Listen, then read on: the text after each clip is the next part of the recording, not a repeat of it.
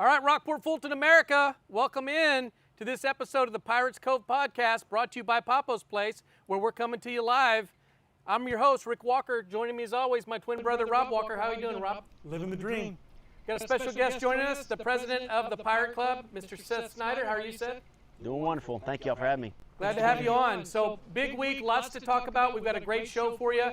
Again, coming to you live from Papo's Place. Amazing night, very cool out, overlooking the bay. We invite you to come out. They're one of our sponsors here for the Pirates Cove to allow us to bring you these great live streaming events that we bring every Friday night. Pirate Athletics, can't get any better than that. So we appreciate them and appreciate the opportunity to come to you live and do the podcast live from here. So that being started, let's jump in with Seth. Let's talk a little bit about the Pirate Club. What's going on? Anything you want to talk about? Jump right on in. Yeah, I guess the big event right now is we got coming up this Monday. We got our big yearly bonfire that celebrate homecoming. Bonfire is built. I don't know if y'all been driving around town, but you can see it. It's about 7 stories or 7 tiers high, I would say. Wow. Got a nice little bird box on the top of it. Got a few signs that have been painted. So the big sign painting day, I guess, would be coming up. Would be this Saturday. Is when we start getting our kids to come out, freshmen, sophomores, juniors, and seniors, paint their signs, put up their numbers, put whatever they want to on the signs, and then we got a man lift that's there, and the dads will start putting all the signs up. Turns out to be a really good event. It's a really good event for the community. It's something to get all the kids out involved, and then Monday, this coming Monday, we'll light it off, right around dark time. So that's the big event is what we got going right now is all kind of centered around the bonfire and just getting it completed. And that's for the Hallettsville game, homecoming game? The Hallettsville homecoming game, which is on the 3rd, I believe, right? So that's the homecoming festivities would be that Friday. Yeah, a lot of fun, a lot of excitement. I got to go last year. Very hot, by the way. It's a very expected. So to let everyone know, we did move the bonfire back a little bit, so everything should be a-okay this year. Awesome. Well, looking forward to it. Is there anything you guys need this year? Needs as far as especially around the bonfire, we don't. One thing I will say is some people from the community have reached out asking if we do need pallets. We do not need any pallets anymore. We're covered in that area. We think Ace Hardware is a big contributor for all the pallets. So we want to say thank you to them because they hold it and they start collecting pallets pretty much all year for us. So it's a great thing that they do for us. But we are good at the pallet department. The big thing that we need, especially with homecoming, we need all the kids from freshmen through seniors. Parents are welcome as well. We need everybody out there Saturday and Sunday just painting away. Just to make that bonfire look as good as it can be. So that would be the biggest help that we could get right now, immediate help. Some of the other helps that we're always looking for bonfire or with the Pirate Club, is a concession stand. So one thing that we inherited this year was the new concession stand sitting behind the home stands. The Pirate Club has taken that concession stand over. We're always looking for help in that department, running the concession stand. We have somebody dedicated that stocks the stand and everything. We just need people, parents, who volunteer Fridays, Thursdays, a few Tuesdays here and there, just to actually run the concession stand. So that would be something else that we're kind of looking for nowadays. Okay, so people to paint for the bonfire and then help in the concession stand behind the home. And if you do need to get a hold of us, I think one thing we do need to say, if you go to Rockport Fulton Pirate Club, our Facebook page, that's where we post a lot of our events of what we're doing. So if you ever need to know how to get a hold of myself or anybody with the Pirate Club, that would be an easy way to reach out and look for us, and we can get some questions answered. And if you want to volunteer, we can get you where you need to be. Perfect. So for the bonfire, for those that want to attend, anything they need to be prepared for driving to the beach? Like that? So if you've been to the bonfire before, usually we let the community drive on the circle. So this year we've been working with the navigation district. That is actually going to be blocked off this year. So everybody that community-wise is going to have to be parking kind of in the saltwater pool area, around the pavilion. That's really the only big change. We'll still have, the fire department and all that will still be there. The buses for the kids will still be able to come through. But the big change is we're just going to not let community members basically park around that circle. All the parking will be at the saltwater pool area. Great. You want to give anybody a shout out that's really helped or stepped up with prepping for the bonfire besides yourself Your wife? Yeah, I mean, there's a lot of dads that have done a lot of it. You know, Kyle, the Austin family, Kyle and Michaela are a big part of it. They do a big chunk of it and help us with the building part of it. You have a lot of dads. You know, Smith Wynn, who's actually all of his kids are gone, but he still volunteers his time. Tim Littleton, Heath Littleton, or excuse me, Tim Little, Heath Littleton. Kenny Cruzan's been out there. Rodney Rios has been out there. And I'm sure I'm missing some dad. Clayton Stock has been out there. Jason Grubert has been out there. I'm sure I'm missing. Oh, and then a big thank you would be Church Unlimited. Church Unlimited always gives us a donation for drinks, water, and food to help the dads and the kids for little snacks here and there throughout it. So a big shout out to Church Unlimited as always for always lending a hand with a good donation for the Pirate Club and the bonfire event. So what about donation of trailers or letting us use some of their stuff? So the Mr. Steckler is actually, he's done this for I think 2 years now in a row. He actually donates 2 trailers for us, flatbed trailers. Thank you. So again, a big shout out to him. Mr. Sellers, he's the one that donates all the diesel that we use. So he'll be out there Monday dousing the whole bonfire down. He's been doing that for I don't know how many years. So wow. He's always a big contributor to the bonfire. And again, he's a very big thank you to him as well.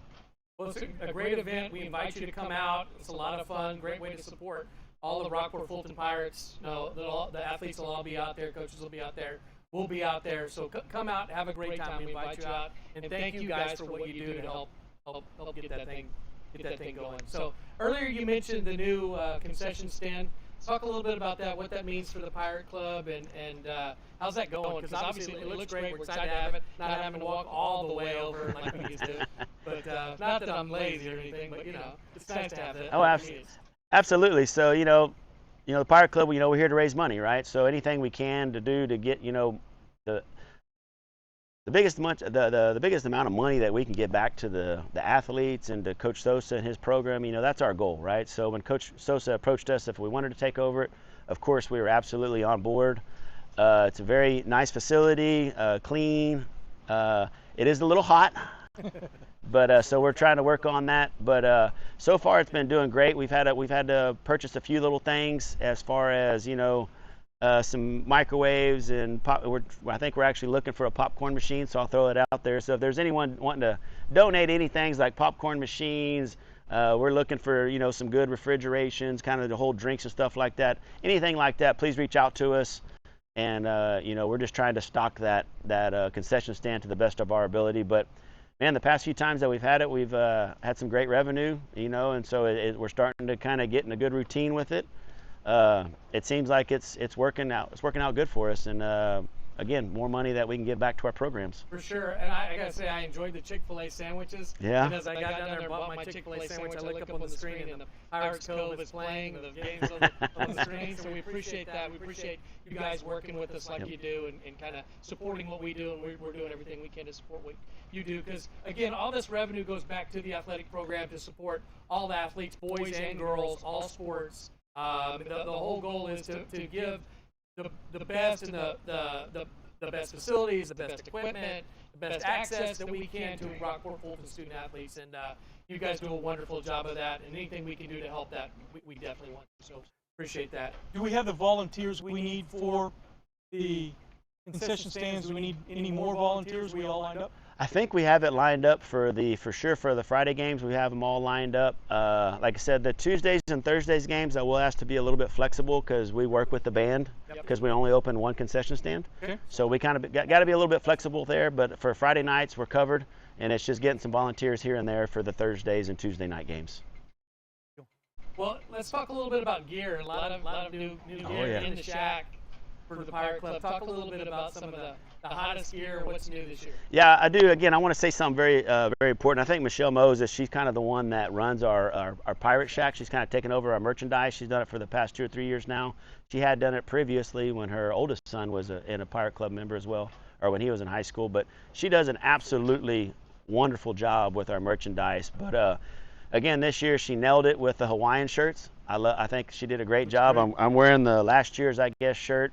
But the hats that she's been coming out with, the T-shirts she's been coming out with, it seems like they're just flying off the shelf. She's always asking, you know, can I order more? So that's a good thing because we got a lot of community interested in what we are providing for them. They're purchasing them. They're buying them.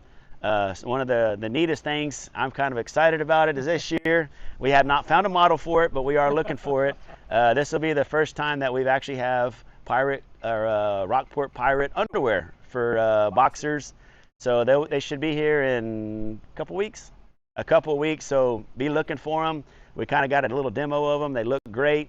I tried to get Coach Sosa to model them for us. He would not do it, so I do apologize. I do apologize.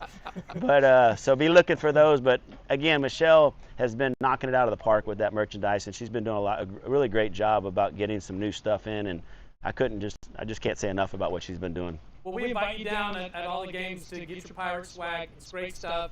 See a lot of people wearing it, and it's really contributed to a lot of the excitement going on in the community around the athletic programs. I mean, you saw the Spirit Challenge that's going around on Facebook. Shout out to those who are participating. I love to see it. Gabriel Trevino, who helps put all this together, has often talked about the bad to the bone thing back in the 90s with all the support of the local businesses in the community that really supported Rockport Fulton Athletics, and it's great to see all that come back here as things get going. So a lot of momentum, a lot of excitement, and again, thank you for what you do. We're going to jump into breaking down Kincaid. Stick around because we got prediction time for you. Come on. But we're glad to have you and appreciate you being Thank you. aboard. Thank you, sir. So that being said, the headline for this past week, Rockport Fulton Pirates football team falls to Kincaid 48-24 in a tough matchup as Kincaid came to Rockport Fulton. Rob, talk a little bit about what we saw Friday night. Yeah, we got off to a good start, right? So excited to see that. Play one, went to the house. Shout out Jackson Cowan and the offensive line. Great job. Overall, I think what we saw was two quality teams where the net game difference was turnover related, right? 3 turnovers equals 21 points, 42-24 final score. You take that off, you know, we're right there neck and neck with them. So when you play a quality opponent like Kincaid, you can't turn the ball over. We talked about it in the Spears and Co. keys to the game, and so that came back to bite us, unfortunately. But ultimately, I liked the effort. I think execution was solid offensively. I think defensively, the game plan was good. I think there was a little too much space in the secondary at times. We'll have to shore that up, make sure that that's not something that future opponents can copy, right? But ultimately, I love the efforts. I think we were better week over week, and if we continue to tighten things up, I think it really prepares us to play when we play quality opponents like Kincaid, which we did. Really liked the scheme. I think the game was called in a really good way offensively, and then I like some of the things that we did defensively to try to get pressure. We did make adjustments in the second half. I think those did show, but ultimately, with a few matchup issues, and again, the turnovers, I think ultimately are what got us. I think it's a good call out. I think the other thing I'll say is depth, right? They didn't really have any kids going both ways. We did at times, and I know we've got some depth, right, where we platoon and sometimes the kids in a series and out of a series. Kincaid didn't have to do that at all, right? So it's when you prepare and practice, when you're a private school, you have extra time to prepare, one, and two, your offensive guys are just practicing offense all week, and your defensive guys are just practicing defense. That's a lot more reps to be prepared for a slot T in a week's time versus opponents who don't see it. So I think that's the other contributing factor. I was concerned about the turnovers when they started happening because it did feel a little like deja vu all over again from last year, but unfortunately it wasn't. Look, I think we're a better team. Last year, I think Kincaid's actually a better team than last year, and I think you know, as we get going, we're better Friday night than we were to start the year, which is where you want to be as you head into these last two pre-district games, you know, Cal Allen. But overall, again, tough loss, but we're getting some players back, which we'll talk about as well. So I'm excited about that. So our players of the game was the offensive line. They did an outstanding job. We'll shout out them, each one individually, on the Facebook page. But they are our players of the game. They opened up a lot of running lanes. Great running. And you mentioned that big play. We got off to a big start and punched Kincaid right in the mouth, which I was super excited to see and hear, which you can hear if you caught the live stream. But it's a fun game, minus the fact that Rockport didn't get the W. But you know, it's a blackout atmosphere. Everybody's wearing black, so we appreciate the spirit. I will challenge you. I'd like to see the fans be more loud, a lot more excitement, especially when the defense is on the field. We really need that vibe for that energy to get passed down to that kid. It makes a huge difference. Trust me, I've been there. When the fans are there, you feel it. When you're tired, you hear them. That energy resonates, and it brings out a little bit more spirit and fight every night. So I challenge the fans going forward every home game that we're louder in the stands. No, that's a great call out. The other thing I wanted to say Rick, is we did a great job corralling Wayne Shanks Jr. for the most part. One of the top backs across the state of Texas. He did have a couple of nice runs, but ultimately there were no 70-yard runs, 80-yard runs. There weren't 65-yard runs. I think he had a 28-yard touchdown run, but ultimately I think we did a really nice job tackling him. The pass game gave us some fits, and I think that's important, especially when you look at the way Cal Allen plays and what we're about to face when we talk about them here in a minute.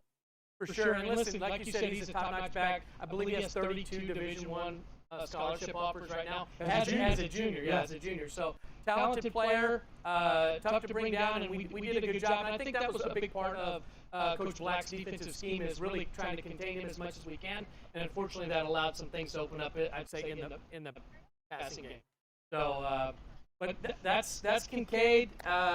Let's now move and talk a little bit about Corpus Christi, Cal Allen, who we take on. The Pirates will be traveling to Cal Allen Friday night. Kickoff will be at 7 p.m. And the Pirates Cove will be bringing it to you live.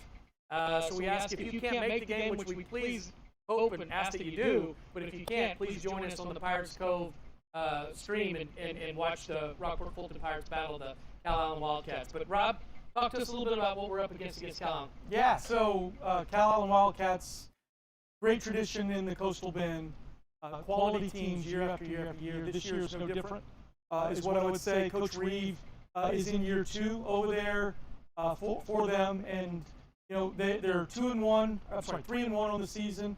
They did have a tough loss to GP. They're the reigning 16-4A D1 district champs. They're picked to win it again by Dave Campbell's. Solid team all the way around.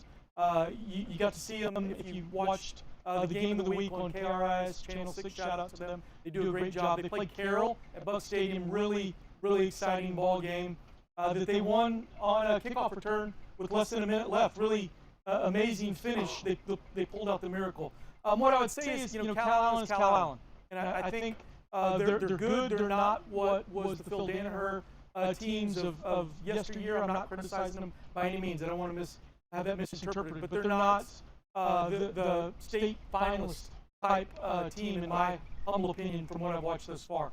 They're very run-oriented, power football. We'll talk about them, their offense here in a minute. But when you talk about Cal Allen, we have to make sure, number one, is we play the man in front of us and we don't play the logo on their helmet. Right. The mystique of Cal Allen, the teams that won 10 games in a row, 16 straight years, 41. They're actually going for their 41st playoff season in a row, which is incredible, right? So there is that mystique, but ultimately they're a good football team. I don't think they're great yet. Maybe they get there. I think they are beatable for these Pirates. When you look at them offensively, they're a very run-heavy team. They love to run the football, which I think we match up with really well. We'll have to tackle. They have 3 dudes that I like to call out on offense. Few others situationally make big plays, but their run game, number one, they've got a back, number 24, senior running back Ricardo Rodriguez, really strong back. He's elusive, quick, not fast, is what I would say. Tough to bring down, and then they've got a freshman that's really come on, that's taking carries actually away from him to give him rest, and that's a young man, number 35 in Tipton. He's a true freshman, 6'1", probably 220 pounds. There's not a lot of juke. There's not a lot of sideways. It's straight downhill. Get out of the way or tackle me, whichever you choose to do. Right? So they run the ball probably about 75% of the time, but if you do stack against the run, they've got a quarterback, Klosterman, number 15, lefty. He can roll, throws the ball nicely, situationally. With everyone packing the box, they can create matchup nightmares on the edge. They average about 34 points a game. Offensively, a lot of that in the run game. And again, Carroll found out you get ahead late, think you're going to win, kick the ball off. They got a guy, number 6, Reese Rusher. He's 6'2", 175 pounds. He's fast, athletic, can take it to the house. He took the kickoff return 90-plus yards to win that ball game for them. Defensively, they're run to the ball, hustle, aggressive, physical defense. They're 4-2-5. Is what they traditionally do, but everybody plays the slot T a little different than what they do traditionally. They're going to try to pack the box. They're going to stack the gaps, try to set the edge, and make us beat them straight ahead. They're big up front. Their linebackers are physical. They'll fly downhill. There are 2 key guys. Their safety, Coach Reeves' son. He's a junior. He's picked to be the district MVP by Dave Campbell's Texas Football. And then Reese Rusher is a corner out there on the edge. So they're athletic in the secondary. They're physical on the D-line. They're going to pack the box, and they're going to be aggressive. They're going to try to make us do things that make us uncomfortable to do in order to beat them. They're well coached. Again, they're Cal Allen. Like I said, they're 3-1 coming in. Ultimately, they're picked to win district again. They won 10 games last year. They'll probably win 10 this year, but this week I don't think Rockport Fulton is one of those wins. Yeah, I hope you're right. I believe you're right. We'll get to predictions here in a minute. We're going to put Seth on the spot. But, you know, the thing about Cal Allen is they're tough kids, right? Year in, year out, Cal Allen has some of the toughest kids. They play hard every Friday night, and I don't think that I see any difference there. I do think from a talent level, I'm used to seeing some better backs, I would say, faster backs is what I'll say, not better. So we got our hands full. We're going to have to come out and play tough. But that leads me to the difficult time of asking you for a prediction Friday night, Rob. Yeah, so when I look at this game, like I said, I think we match up. I think our run defense is solid. And if we tackle well, which is one of my keys to the game, number two, we don't turn the ball over offensively. And then number three, we play the man and not the logo on the helmet. I think these Rockport Fulton Pirates come away with a 34-24 victory in Cal Allen this Friday night. I like it. I like it. I hope you're right. Beth? Close. I was thinking kind of very similar to his points. Again, I think turnovers are, again, as to what he alluded to earlier, really hurt us with Kincaid. As long as we take care of the ball, I think our defense, like I said, they've been playing very well all year. I think we match up with them well, just like so. If I was to predict, I'm going to say 35-28 Rockport. Okay.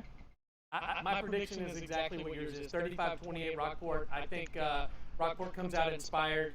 I think we're getting better week in and week out, and I think this will be a breakthrough week for these Rockport Fulton Pirates. So we should be fun. We again invite you to come out, make the trip over to Cal Allen, kick off 7 o'clock. If you can't, obviously catch us on the Pirates Cove live stream. And the best way to watch the game is to be at the stadium and have the live stream going simultaneously, right? Because then you can watch replays. The next best, though, is to watch it right here at Papo's Place on this big screen right here behind us. They'll also be streaming the game live. We appreciate what Augie and his team do, allowing us to do what we do with the Pirates Cove. So if you can't make the trip over, try to come to Papo's Place. If not, just catch it at home. We'll have the live stream. The link will be sent out. Matter of fact, you'll see that come out here shortly. But please join us, as always. Rob, big area games. What other area? You know, there's not a bigger game than Rockport versus Cal Allen, but what other games in the area are important right now? You got TM versus Carroll. You got GP versus Alice. You got Orange Grove versus Edna, Odom versus Hebronville, and Refugio versus Fremont. All of those teams are either vying for district and have already started district play, or state ranked playing rivals of some kind. In the district, Cuero, who is undefeated, state-ranked Cuero, they look like a monster. We'll talk about them later, but they play Belton this Friday night. Ingleside versus Ray, which will be interesting to see how that one plays out. Rockport Fulton scrimmage Ray. We got to see them up close and personal. Haven't seen Ingleside up close and personal. We're friendly with Ingleside. They're partners of ours, but ultimately that's going to be an interesting ball game. You also have Sinton versus Winless Miller. It's weird for me to even say that. Winless Miller. They're 0-4. Likely 0-5, by the way, after Sinton. Sinton is also looking like a juggernaut. And then you've got Robstown, undefeated Robstown, which is also weird to say, versus... Hey, hold on. Yes, Corpus Christi Key. Who would have thought Robstown undefeated, Miller winless? I think if somebody would have been wagering... Mandela effect? Maybe. But weird season thus far for those schools. Across the state, Waxahachie, who just upset number 2 Duncanville, is playing also state-ranked DeSoto. You've got Iowa Colony versus number 1 Richmond Randall in 5A. You got a San Antonio area new rival game, Smithson Valley state-ranked versus San Antonio Piper. And then you've got number 1 Salina versus Frisco Panther Creek, who's number 6. Salina number 1. They've run the table thus far, defending state champs. So a lot of good games. There's also several byes this week for a lot of schools, so it's an interesting week of high school football. But Friday night lights, it doesn't get any better. So excited for this week, excited for our Pirates, and what this week holds. I am as well. Thanks, Rob. So as we wrap up the podcast, I want to invite you to sponsor the Pirates Cove. We're looking for more sponsors as we continue through the season. We're continuing to up the product value. We're doing a second camera. We're working on that for an additional view. And a few other surprises I don't want to let out of the bag yet, but we need more support in order to do that. So we're asking for more sponsors. We'll showcase you 6 to 8 times per broadcast. We'll put you up on the page just like what you're seeing right here behind us. We're looking for more sponsorship, and keep in mind, any revenue that doesn't come or help produce or contribute to the production goes back to the athletic program directly, similar to what the revenue goes back from the Pirate Club, which is what we're always trying to do, is give back to the program. So I invite you to sponsor. If you are interested, please reach out to myself, Rick Walker, or Gabriel Trevino on Facebook Messenger, and we'll get you the details. But we're definitely looking for more sponsorship. Anything else you want to cover before we wrap up? Just to add on to what you're saying, we're not competing with the Pirate Club. We're partners with the Pirate Club. We're partners with the band. We want this program, whether it's the band, whether it's athletics, all of it, Rockport Fulton community, we want it supported. So when we ask for money, if you're giving money elsewhere, we thank you for that as well. But if you have kids that are participating and you want to see them showcased, these are ways that we can do it, and if you can help, we would certainly appreciate it. Yeah, keep in mind, playoffs, the Pirates are going to make the playoffs this year, so there is a fee that also goes to the UIL. We'll be needing to get that money, so I want to plant that seed ahead of time so you're aware. We're going to be asking for money there to give to the UIL for us to actually stream and live stream playoff games. So please keep that in mind as we get down the road. Anything you want to add as we wrap up the show? No, just again, thank you guys for having me on. Like I said, we're always looking for help, just like what you're saying, So everything y'all are doing, we appreciate it, and hopefully we just keep building this program. I think we got a great guy leading us, Coach Sosa, and his programs, and I'm thrilled to see where the future goes, and I appreciate you guys. Thanks for having me. Hey, thank you. It's been a lot of fun. Thank you guys for joining us. We ask you to, again, join us Friday night, 7 p.m. from Cal Allen, and check out our podcast that we'll have coming out as well. It's a lot of fun. Till then, go Pirates. Go Pirates.